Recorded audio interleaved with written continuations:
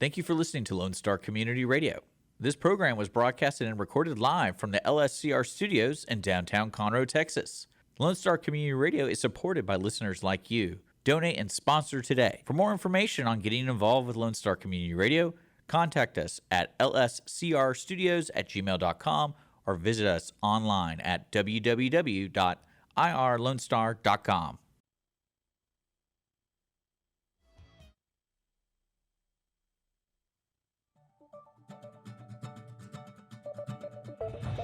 Good morning, ladies and gentlemen, and thank you. Thank you for joining the Weekly Business Hour. This week's edition, I think we've got a wonderful show lined up for you, and I know we've got a great guest, a returning guest, that hopefully will allow you to walk away with more knowledge than you showed up with in the beginning, and also hopefully some ideas that you might even be able to implement today in your business. We are broadcasting from the studios of Lone Star Community Radio, which is located in downtown Conroe, Texas, here in Montgomery County. Lone Star Community Radio is the community radio station that primarily serves Montgomery County. And if you're in the county or you're out of the county, our second largest listener base is for this show is Harris County. Big surprise, right next door, the greater Houston area. But people all over the country pick up and listen to the Weekly Business Hour. In fact, overseas, we're able to record people who dial in or go on the internet and listen to us as well. So what does Lone Star Community Radio do? It's here to serve you, the citizens, primarily of Montgomery County. If you've got an issue, an idea, all the shows on the community radio station are driven, hosted, produced by local individuals. The topics are wide and varied. They all apply to the community, whether it's nonprofits, whether it's the government, whether it is small businesses, which is what we're talking to today. I encourage you to connect and become part of that community. Simply go to www.irlonestar.com and you'll get a quick ID off the the primary page there, and you can look at what's going on. And I encourage you, this is a nonprofit community radio station. I encourage you to consider making a donation and keep community radio alive in the Montgomery County area. Also want to let you know that the show is broadcast and rebroadcast on YouTube. So if you want to see us, simply go to YouTube, click on the Weekly Business Hour page, and click on the live button, and you can watch as well as listen to the show. And finally, to get the housekeeping done, if you have a question about the show, or if you have a business question or issue or concern, just drop me an email. I respond to each and every email. And if you pose a business question, a lot of times it will end up as part of the show in a segment we call the mailbag. So please reach out to me, Rick, R-I-C-K, at irlonestar.com. That's Rick at irlonestar.com. Well, we have a Chuck in the studio today, and I am so pleased.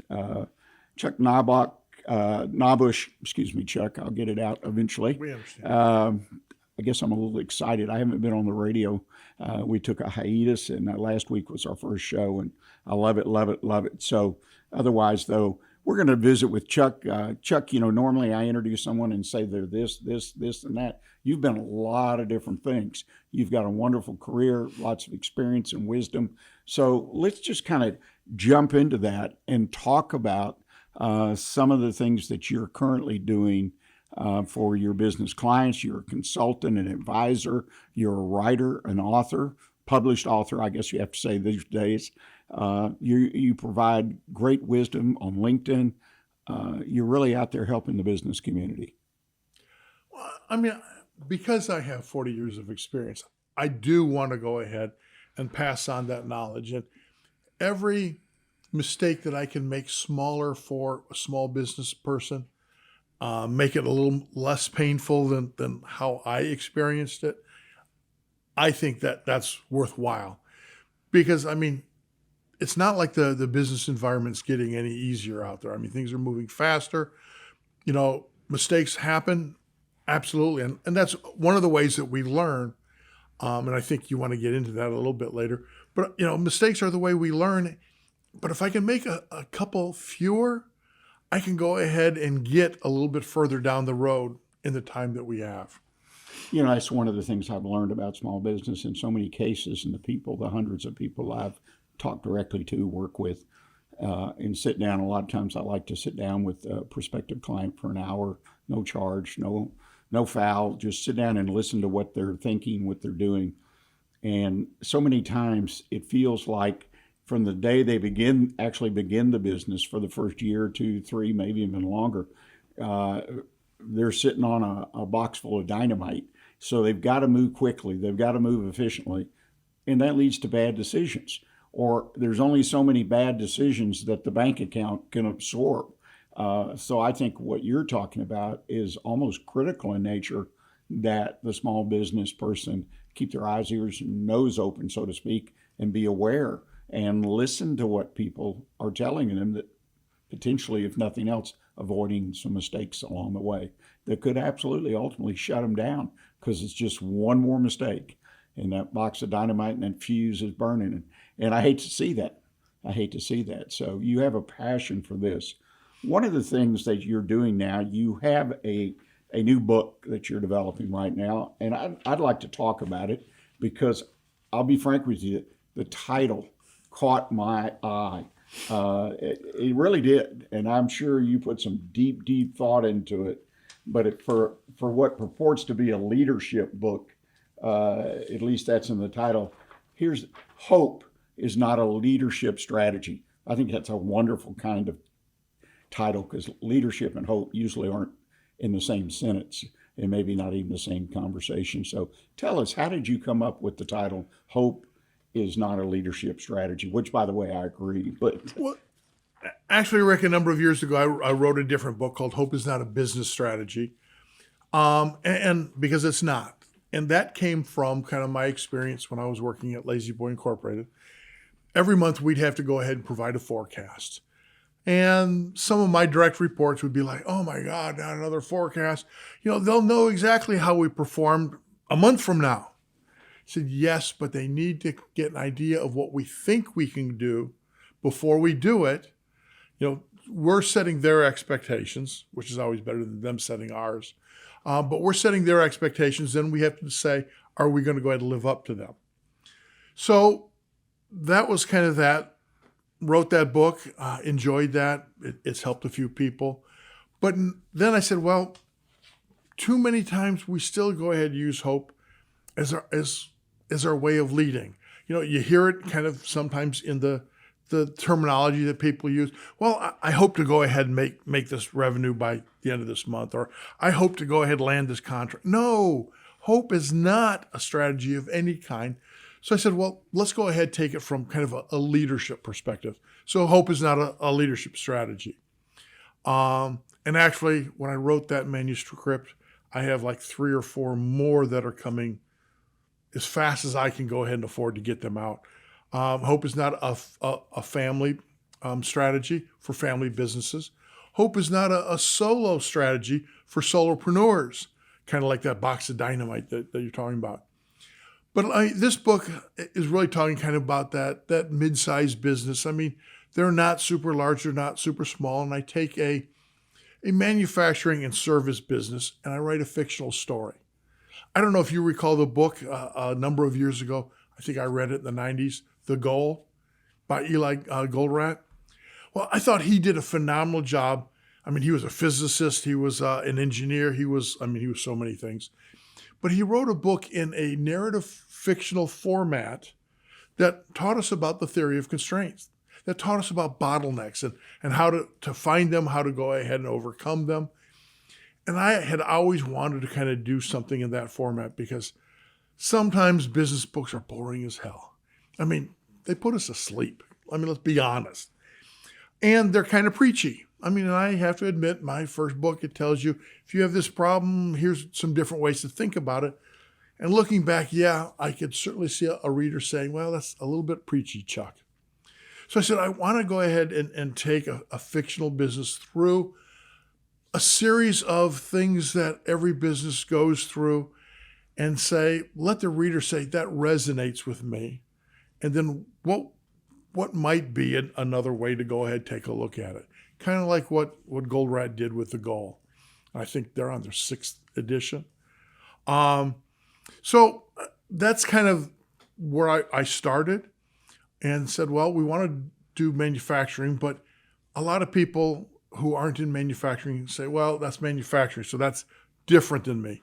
So that's why I took it from a manufacturing as well as they provide services. Kind of whether it's a product or a service, you could then go ahead and say, well, it's more industrial or it's more retail, but I think it applies across the board. And I just sent the manuscript, last Monday, to my developmental editor. I've got a publishing strategist, and he found me a developmental editor. She got it last Monday. She's going to take, I think, 4 to 6 weeks to go ahead and read it, and then I'll get it back the end of this month, first of next month, with her edits, her insights, and stuff like that. And from that, we'll go ahead and make changes. But we expect to go ahead and publish September-ish. Whether it's late September, runs into October, not sure, but definitely the fall. But September, October, we expect it to be published on Amazon. Well, the travel of and you and I were talking prior to going on the air about the travel, the journey, if you will, through to get something published. It's changed so much. And you're sitting here mentioning developmental letter and this, and I said, gosh, I thought you just used to write a book, submitted it to an editor who was your contact with the publisher, basically, and she would make some comments, and that's sort of what you see in the movies. It obviously has a lot more depth on it. Hope, that's what catches my eye. I mentioned something. I think you got a great, you're writing a series is what it sounds like, books around that for people. Hope is obviously important to any of us day in and day out personally, but also very important if you've started a business as far as having hope. But I think you're 100% on target that you can't rely on that. It's more of an emotion than anything else. And in fact, I watched a movie over the weekend, part of it won the Academy Award back when, called Shakespeare in Love. And one of the great lines and themes in that movie is Jeffrey Rush, it's a mystery. In other words, how is this going to happen? How are we going to solve this problem? And his comment, it's a mystery. And that's just whatever, just kind of throw it to the wind and see what happens. And I think hope, maybe a little more disciplined, but still falls in that general category. It's just out there, and you hope you get somewhere, but you don't know. But you got to have that plan to get there. You talk about something, Operation Pyramid, the operations pyramid. Talk to us a little bit about that. I think that's an interesting concept, a way to visualize, if nothing else, what you're really getting at. Well, that's kind of what we'll talk about in the book a bit, but we don't introduce it until much further on, because a lot of businesses, they have an operating system, whether they realize it or not. And most businesses have not intentionally designed it. It may be, if you're a mid-sized business, you've acquired a couple other smaller businesses. And so you've kind of taken bits and pieces of this and that. Maybe there's some tough things that you really haven't wanted to go ahead and address. So you've just allowed them to sit out there, but that all becomes part of your operating system. And well, that's not unreasonable. On the other hand, that doesn't always go ahead and move you further down the path that you want to go ahead and go. So that's why we want to go ahead and take hope out. Well, we have to replace hope with something. And we don't want to go ahead and leave the reader or any client with, well, just do better. Because, again, we've heard, and I know you've been in business, we've heard people say, well, you just need to work harder. You just need to work longer. You just need to go ahead and push through it. Well, but that's meaningless. So I wanted to go ahead and say, let's create a model, a framework, and how does it work? But I wanted to go ahead and include cadence, because things have to happen weekly, monthly, quarterly, annually. I wanted to go ahead and include leadership, because I think that's always a part of any model. And I wanted to go ahead and say accountability is a part. So what goes into it? And to me, I always start with values. We go from values, we go to purpose. From purpose, then we can go ahead and move on to our vision. Where do we want to go? Our mission. And then from that, we can go ahead and start to build. What should we be doing on an annual basis? What should we be doing on a monthly basis? What should we be doing on a weekly basis? And then ultimately on a daily basis? Because I've seen a lot of leaders. We used to have cell coaches. That's probably one of the first leadership roles at Lazy Boy. And a lot of them, because they were either the best operator around or they might have come from indirect labor. So when they're not sure what to do, they grab a cart and they move materials. But we already have a materials movement team who are very good at what they do. So a lot of people default to things that look busy, feel active, but really provided no value. There was a $20 million manufacturing client I was working with a number of years ago, and I met their vice president of operations out on the floor. The owner had brought me in. We were doing kind of like a one-day meet and greet. Let's go ahead and look at the operation, understand it a little bit before I wrote a proposal as to whether I wanted to work with them or whether they wanted to work with me. And the way I met their vice president of operations is he was moving a cart of materials, raw materials, from one spot into a cell. And so I asked him afterwards, I said, okay, now that you've moved that, what's your next step? Well, I'm going to look around to see if anyone else needs materials. I said, don't you have people who move materials? Well, yeah. But to me, it was like, then dead silence. It's like, why didn't you? I would have expected him to say, well, but they're busy, they're tied up, or something's preventing them, and I'm going to go find out what's preventing them. Maybe they didn't know that this particular set of materials needed to be moved because there's no good signals. But because those would solve problems to prevent this problem again in the future. But he didn't. He didn't go ahead and question those things. He just wanted to go ahead and move materials because it felt busy. It felt productive. And in the moment it was.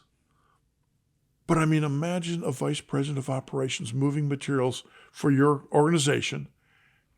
That's the most expensive move you could possibly have unless the owner decided to go ahead and do it. And it just doesn't make sense. If you'd put a value on that and if you'd seen that, you go ahead and say, why? And so that's why I like working with businesses or organizations to say, are we making the right decisions? But the only way we know are they right or they wrong is by looking at values, by understanding that, by understanding what's our vision, what's our purpose, what's our mission. All those come into play, and a lot of times for a lot of organizations, they create values, they make a great poster, they go up on the wall, and we don't look at them again until 5 years down the line, and it's time to update that. And no, we need to be living those types of things. And that's what I've kind of put into my operations pyramid as to how things should go ahead and happen, how they interlink and interact, to make it so it doesn't have to be something that we need to look at the wall, we need to look at a poster. It's, oh, yeah, this kind of fits. I know how this flows. And when I forget or I'm not sure, I can break it down and say, okay, what should I be doing now? What should I be doing on a daily basis or on a weekly basis? Because when we train leaders frequently, we train them how to speak. We train them about tact. We train them how to interact with one another. But we don't tell them what they need to be doing. We don't tell them, okay, you're in charge of this router or these three routers, how to go over there and look to see where the inefficiency is to go ahead and help that operator get rid of that inefficiency. And, I think there's that whole other dimension of leadership that needs to go ahead and be taught, whether you're on a router, whether you're working in a retail outfit, whether you're, doing some sort of service type of industry. And I think that's what's missing, because we can teach people to speak, and there's plenty of courses out there to do that. And HR departments are famous for that. But I think we miss the whole, what value are we supposed to really be providing? I'm not saying that those other concepts aren't needed, but they are only needed in order to go ahead and provide the value that a leader does. And I hearken back to the U.S. Army. I mean, I spent 7 years there and 2 years in the Army National Guard. But they say leaders only do 3 things. They lead, they achieve, and they develop. Well, a lot of times we, in corporate America or in small business, we only think about that achievement part. Well, and then we wonder why we're burning everybody out. Well, because we're only saying, we need to take that hill, we need to do this, we need to do that. Well, but there's 2 other facets that we need to always be cognizant of. One is the lead part. Well, that's we need to create an incentive. We need to go ahead and inspire others. But the one that's probably missed the most is that whole develop.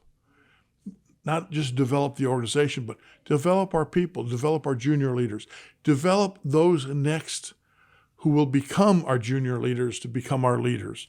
So they understand those footsteps that they're walking in. And they're not just moving materials because it feels good and it's busy. And even for the people who work more in the office environment where it's far more mental than physical, you know, how many meetings do you have that the meeting didn't end with a decision? We didn't move something forward. We met because somebody called a meeting. We weren't sure what we were meeting about or what the objective of the meeting was. And at the end of the day, we spent a lot of time. I think it's McKinsey who's published that, you know, managers and leaders and VPs spend at least 23 hours a week in meetings, and 71% of them provide no value. You know, that's one of the things that I've noticed lately, and I've done some thinking and trying to understand it. Not sure what end, but you're allowed as you get older and slow down just to think about things, and every once in a while something will really light up your light bulb. But meetings, I don't hear as much discussion about those kind of, too many meetings. To me, I'm not saying they went away, but it used to be, God, there was a time, 10, 15 years ago, everybody was on meetings, no meetings. But back up just a second, just a quick footnote.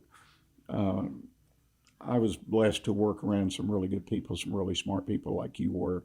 And one of them was a general manager of an operation and had multiple stores. And he brought a certain energy to the table that was hard to duplicate. But I spent time with him, a day, 2 days at a time. And he would go into an operation and immediately start working.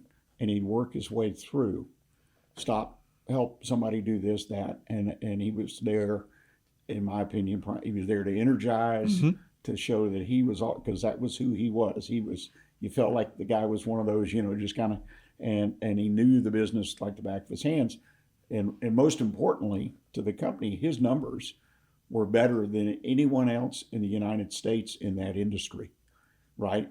And he didn't have the college education, but he just knew how to do it. And his style motivated people to do better. So yes, he could have been someone that was back there doing something, not moving a cart or whatever.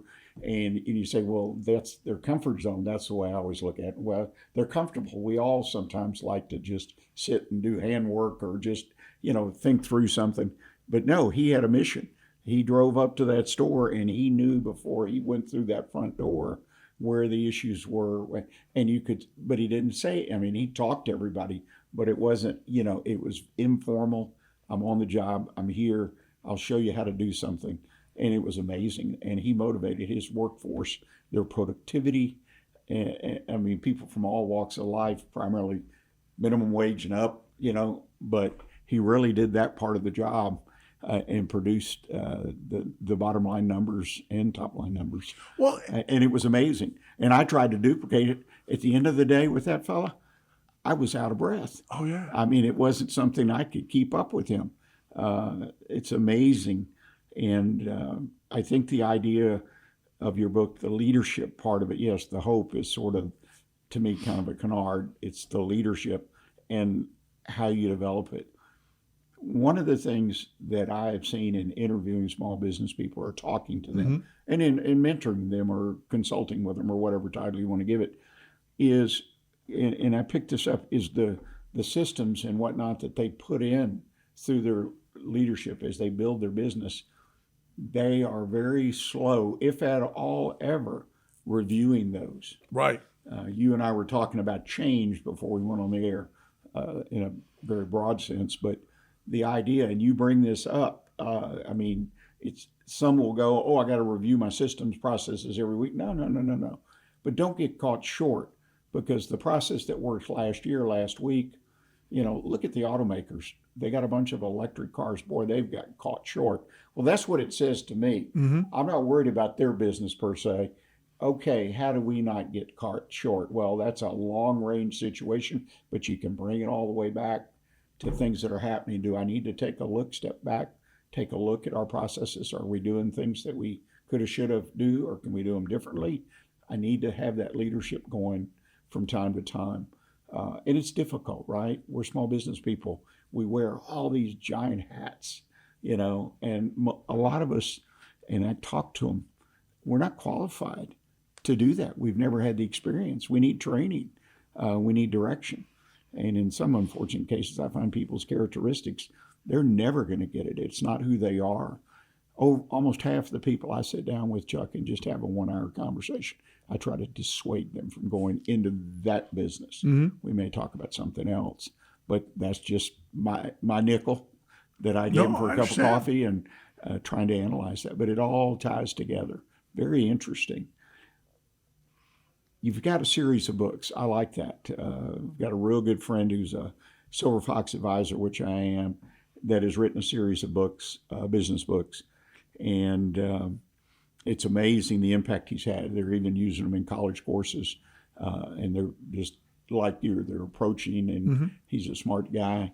And he's been on the show a number of times. But I think this kind of thing, if we can find the right place to market or get them to people, hopefully people will pop a book. I know that's hard too. Again, you're tired, you worked all day. Oh, absolutely. But there's a lot there. LinkedIn, before we go to break, I just want to touch on, you've been writing what I'll call a column. I'm not sure what they call it on LinkedIn, meaning a regular posting of various topics. I can see just to give you a little feedback, that the titles may be a little off-putting, or for the average small business person. In other words, it reads, oh, this is only for big business.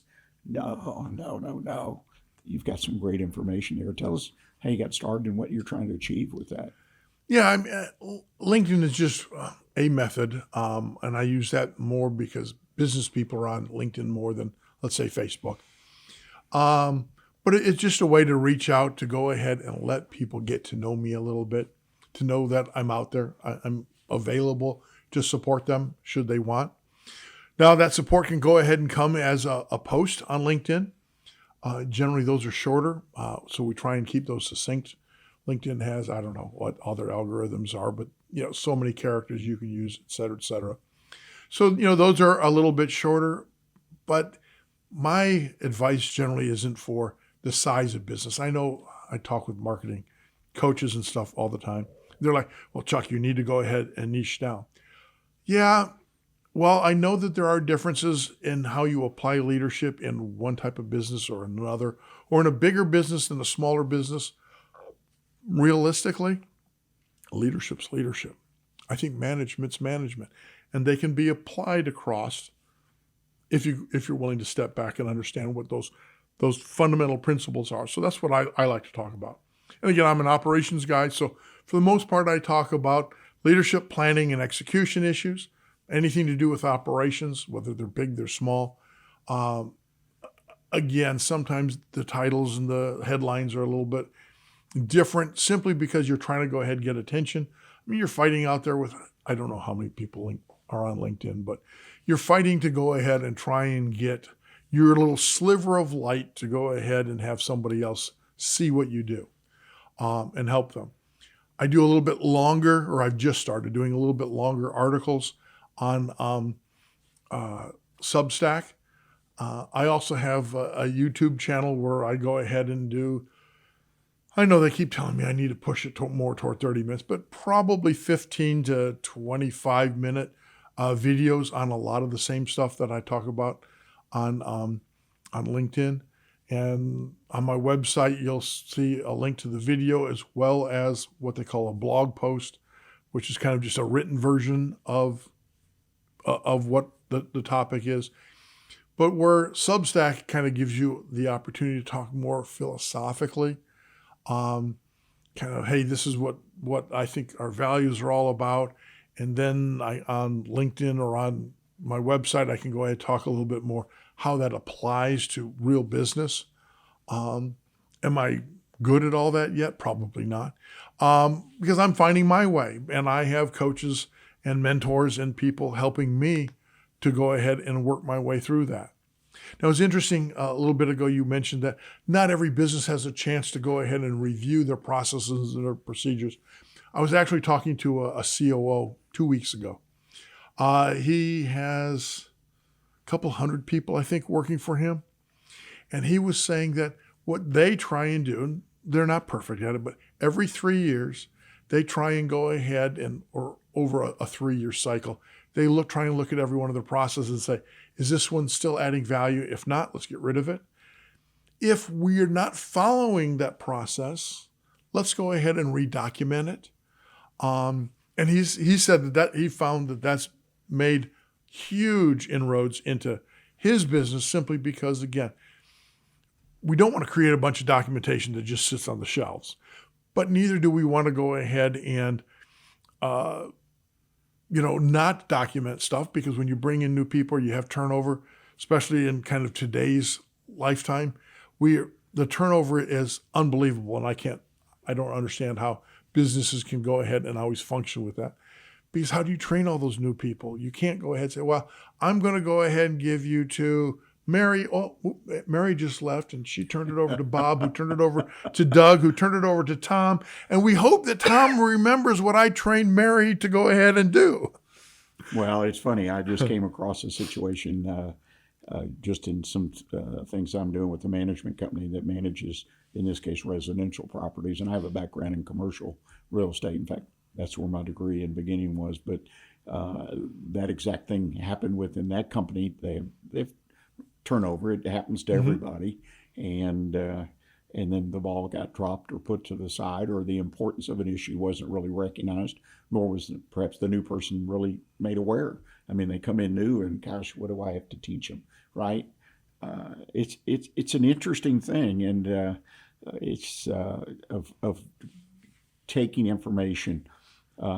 Quick story, and then we'll take a little break here for the audience and ourselves. But I volunteered at a community association, which everybody that I bump into, I tell that, and they go, "Ooh, why do you do that?" Well, one of the things is I'm hoping that I can help put in place some process procedures that can be followed, so as we go down the road, and because my wife and I want to live there, and we don't really want to get upset on issues and the stuff you hear and read about. So I encouraged that we put in a new procedure last year, and I said, how about a 30, 60, 90-day review, maybe once everything's up and running and this and that. And they adopted it. They didn't do 90, they did almost 180, but that was used to bring it up and just put it out there again and make some adjustments, because they had the usage, and it, like you're saying, and we need to tweak. And so now it's in the conversation back and forth, making some changes in it. And I was taught that very early in my career. Any new process procedure, even smaller ones, you gotta decide what are the big ones. I call them the big ones and the small ones, and we put them in category. But definitely the big ones needed to be reviewed, and the new ones had to get a review depending on its impact and usage 30, 60, 90 days out, just like people. Right. We hire new people and we do a review. Right. And anyway, you're dead on with that.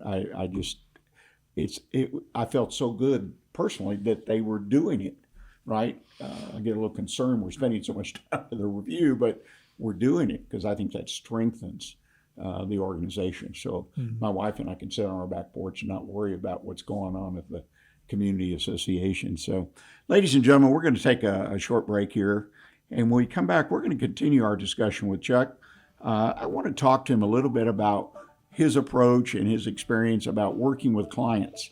One of the things I've found is small business people, a lot of times, whether you have 5, 50, 500 employees, you're reluctant to bring somebody in, a third party, call them what you want, consultant, advisor, mentor, whatever. You're reluctant as the owner the CEO, to bring these kind of people in and to help you. And there's tremendous amount of value you're losing if you don't do that. So we're just going to kind of talk about the process a little bit, and hopefully you'll have questions or whatnot. And again, you can reach out to me, Rick at irlonestar.com.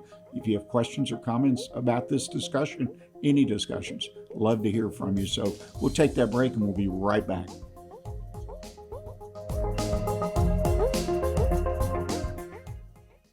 Every Friday, tune into Texas Ticket on Conroe's 104.5 and 106.1 FM with Armando Nino of Gold Lake Conroe, focusing on Montgomery County area events and places. Get a feel of the Texas spirit at the event, paired with guest and vendor interviews, event coverage, and ticket giveaways, and so much more. Join us Fridays and punch your Texas ticket. For more information on the show, visit irlonestar.com/Texas Ticket.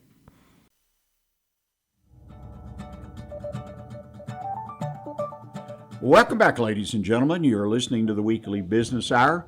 We're in the middle of what I frankly think is a wonderful discussion, not because of my part in it, but Chuck is with us today, and we're talking about business. He's got another book coming out, Hope is Not a Leadership Strategy.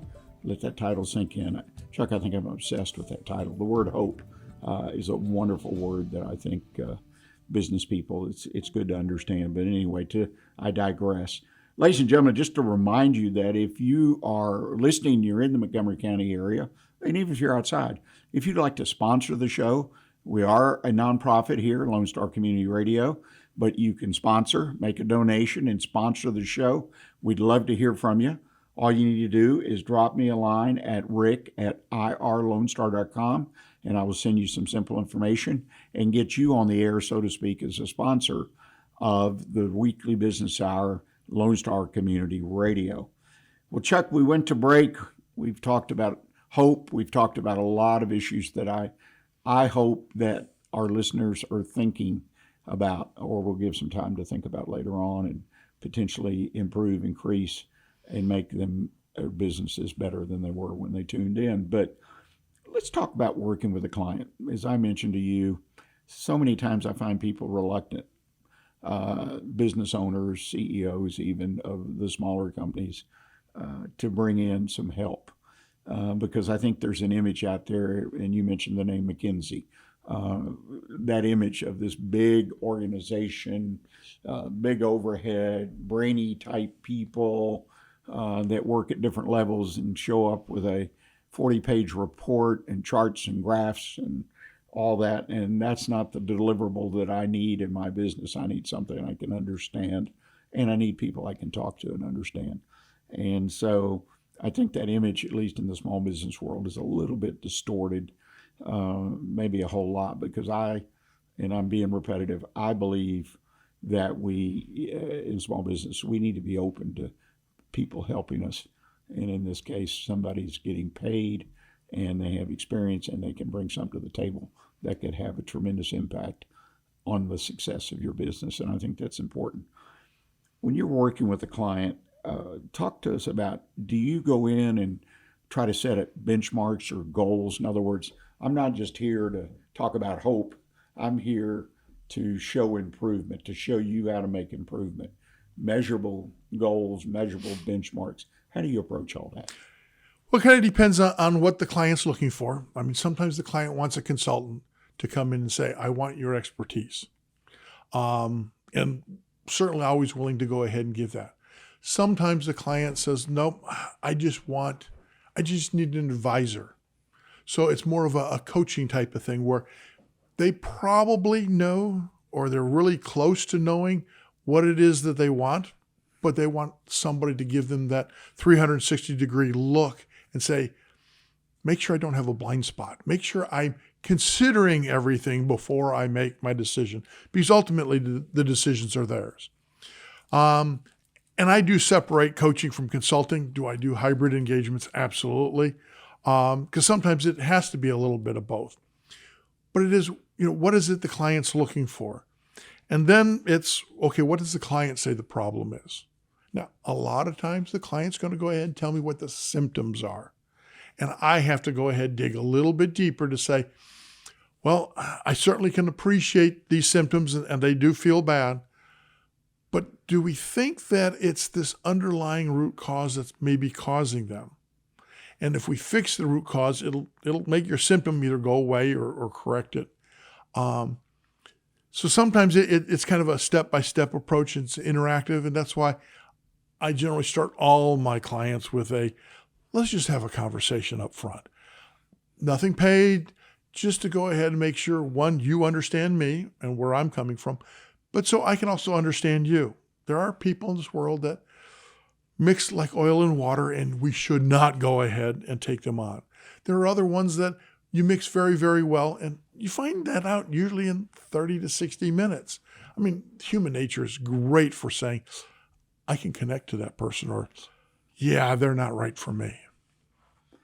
You know, it's interesting. You sit with someone, a tool that I learned from Silver Foxes. One of the Foxes showed this to me. In fact, the first week or two I was a Fox, they did a presentation before 100 plus small businesses at the Small Business Administration. And it was an all-day thing and different presenters, but it was to help people determine what their exit strategy was, even before they began the business in many cases. Where do you want to go? What are you looking to do? And it had 3 basic questions. And I started using it at the beginning, even though the business may have been there for 20 years. This is where are we going? What do you but the 3 questions that I've discussed on air may be too much, but I think it's critical. Plus, it's got to be important because over half the business owners that I talk to, whether they've been there for 20, 30 years or they're just considering opening a business, they can't answer them. They don't know where they're going. They don't know when. They don't know how much. What do you expect to walk away with? Money? Turn it over to family? What is your expectation? Because you build a business differently depending on which scenario and how much money you want to get out of the business, which increases typically your risk. And anyway, I use that tool up front, and I have had engagements, even though I took the engagement, we've done the interview, that when they can't answer those questions, then I feel like I can't really help them. Oh, I can help them bridge some gaps and do this and that, but I'm looking for a long-term payoff. Right. I'm looking for when they leave the business 5, 10 years, whatever, 3 years, whatever their horizon is, they can build it up, sell it, start another bit. Whatever they want to do is the goal.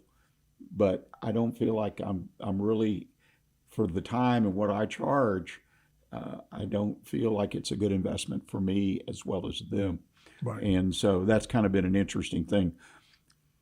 You go in and you help someone, you evaluate what they're doing, you provide them with some answers, some ideas, some thoughts, direction as a coach. Implementation, though, that's a huge step to get the client to implement and consistently stay with the plan. Tell us about your best practices on implementation. Well, I mean, kind of like with a business, you have to have a vision of what we want to end up with. But we also need to go ahead and not focus too much on that. We need to break it down. What are we going to go ahead and get this week or this month? We don't need to go ahead and say, well, this is our 5-year plan and this is what it's going to take to get there. I mean, you have to have that destination in mind to know what direction you're going to head.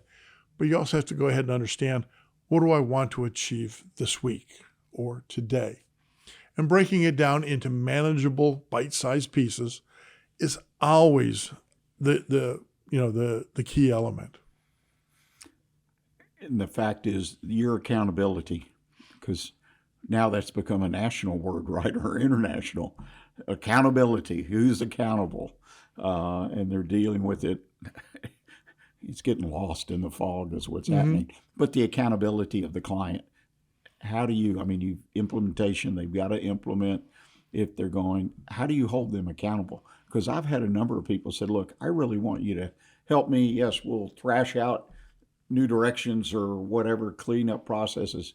But what tool or what do we do so you help me be accountable?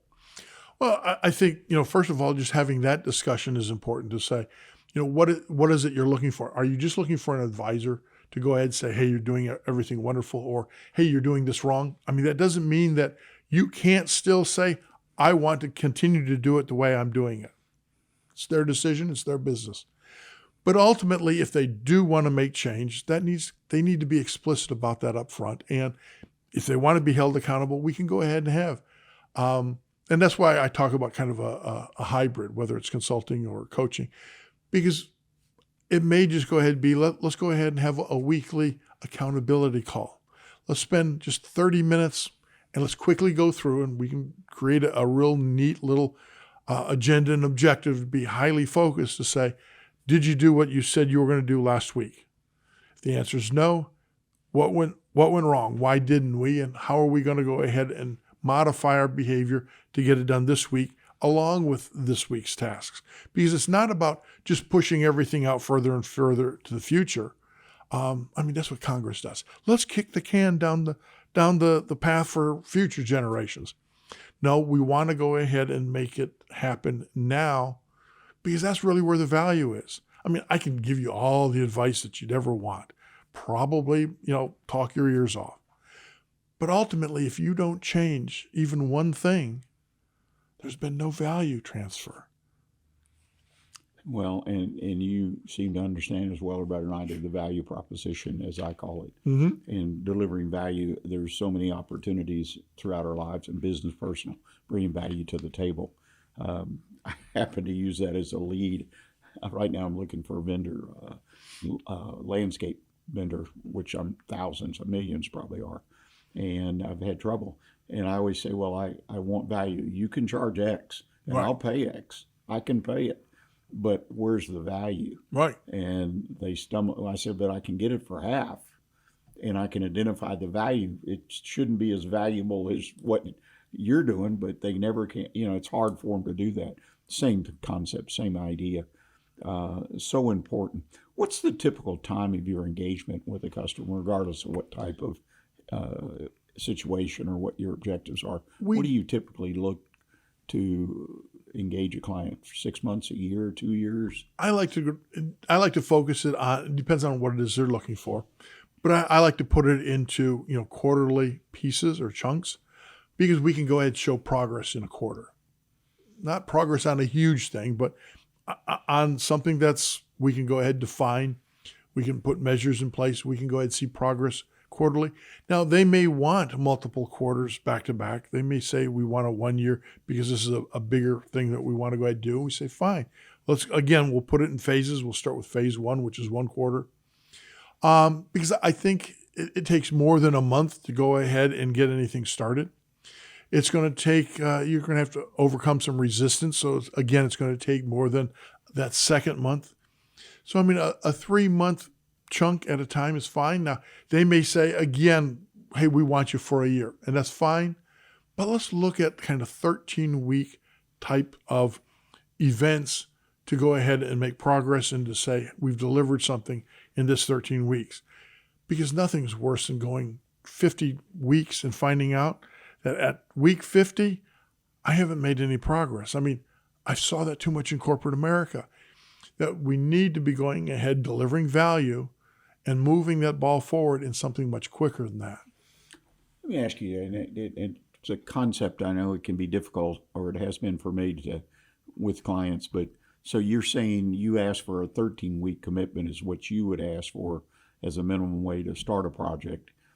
Do you actually calendar a conversation saying, okay, here's where we are, here's what we've done, are we, doing what you expect us to do, Mr. Client? Yeah. At the end of every week, sometimes it's every 2 weeks, I'll go ahead and send them a status report from my perspective. Now, I expect that if they don't like it, they don't agree with it, they see some differences, that should spark a conversation. Because again, they have some responsibility in this also. It needs to be a back and a forth.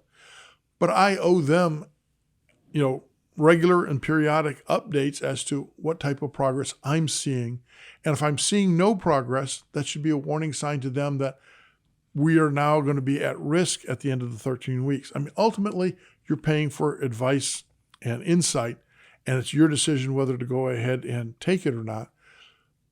But I really don't want to go ahead and be hired by a whole bunch of people who they just want to go ahead and talk for 13 weeks. I mean, while it's great on my side, it doesn't go ahead and lend itself to, hey, I'd like you to be a referral for me, or let's go ahead and have a conversation where you do a recommendation for me or something like that. Because, I want you to get that value because that's what I want to deliver, not just talking. That's what we're selling is value, right? And, well, maybe we should consider a new service, right? You want to talk. It just, right.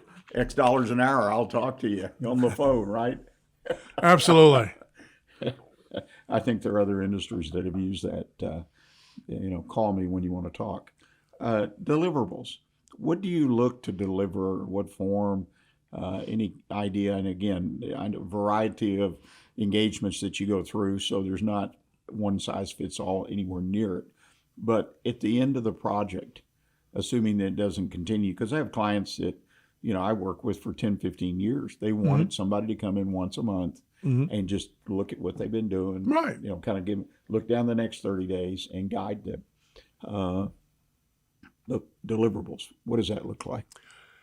Well, I mean, part of that's going to depend on the engagement. I had one client who says, Chuck, I want you to deliver lean manufacturing to me. Well, that's kind of a big, broad term, means a lot of different things to a lot of different people. Whether you're a practitioner or you're a theoretical individual. So we said, well, let's go ahead and start breaking this down. I went and visited their facility. They weren't ready for lean. By that, they didn't have job descriptions. They didn't have training plans, so they couldn't cross-train people. They didn't have a lot of the things that were going to be needed for lean. So I said, well, let's start by building the foundation. And over the next 2 weeks, I'll get you job descriptions and what I call leader standard work. He's like, well, I've had my chief human resource officer working on job descriptions for 2 years. I said, I'll deliver them in 2 weeks. And so at the end of 2 weeks, we had a job description for every one of his people from the production floor all the way up to the vice president of operations. The only thing that I missed was the EEOC paragraph that everyone has on the bottom. But again, I'm not an HR specialist. When we ran it through his chief human resource officer, he said, Chuck, you forgot that. We could go ahead and we got one, we pasted it, put it on all, and we were still done in that 2 weeks. But something that had previously taken him 2 years and he still had not had, we were able to get. From that, we also did the leader standard work. What should leaders be doing? Not just pushing the carts. From that, I think the next couple weeks were training plans. Every machine, the operators knew how to run it, but they didn't always know how to train somebody else because that's not necessarily their language. So I went out there with a whiteboard and sat with the operator, machine by machine, and documented it. Now, I wanted one of their supervisors to be there because, again, I don't want to be the one who's documenting your training for years to come. I wanted to pass that skill set to that company. Their people were too busy. Okay, I call BS, but realistically, that's something they lost out on because they chose to lose out on it. But we took all those learnings from each one of those machines, we put it into a standardized format, we gave that to them, and then from that, they can go ahead and create that skill matrix. They can go ahead and start their cross-training process because now they have something to train the people on and know what is trained versus what isn't. Whew. Boy, you did a lot of work, and I appreciate you covered the waterfront, so to speak. And as far as the different things that can be delivered depending on the engagement. Well, Chuck, I hate to say it, I really do. We've run out of time, but please share with the audience if they want to get in touch with you at 1310 Business Solutions. What's the best way for them to do it? I mean, my email is chuck@13ten.com. You can check out my website at 13ten.com. And from there, I've got links to everything else. I've got links to my calendar. I've got links to LinkedIn, Substack, and all that. So realistically, if you go to 13ten.com, you'll get a chance to go ahead and reach out and learn more about me and what I do. one of the great things, and I'll just make a quick observation, is that you've got a lot of information out there that shows exactly what you do, how smart you are, what kind of wisdom you have. So potential clients, prospective clients, they've got a place to go check you out, and a lot of stuff on LinkedIn, see what you're doing, and see about your approach to solving real problems. And can't thank you enough. Welcome you again at any time to come back and share some wisdom with us. Ladies and gentlemen, we need to close out today. Thank you for taking time to listen to the program. And if you missed any part or you want to re-listen, it will be posted. You can go to the station here, Lone Star Community Radio at irlonestar.com. Click on the Weekly Business Hour page, and it'll be posted there, as well as previous shows. Or you can simply go to Facebook and look up the Weekly Business Hour page, and you will find it posted there as well. Encourage you to share it with people, fellow business people who might benefit from listening to Chuck's advice and wisdom. As I close every week the same way as I've done it for, almost 14 years now. Until next week, stay engaged and always keep your focus on what counts in your business. Thank you.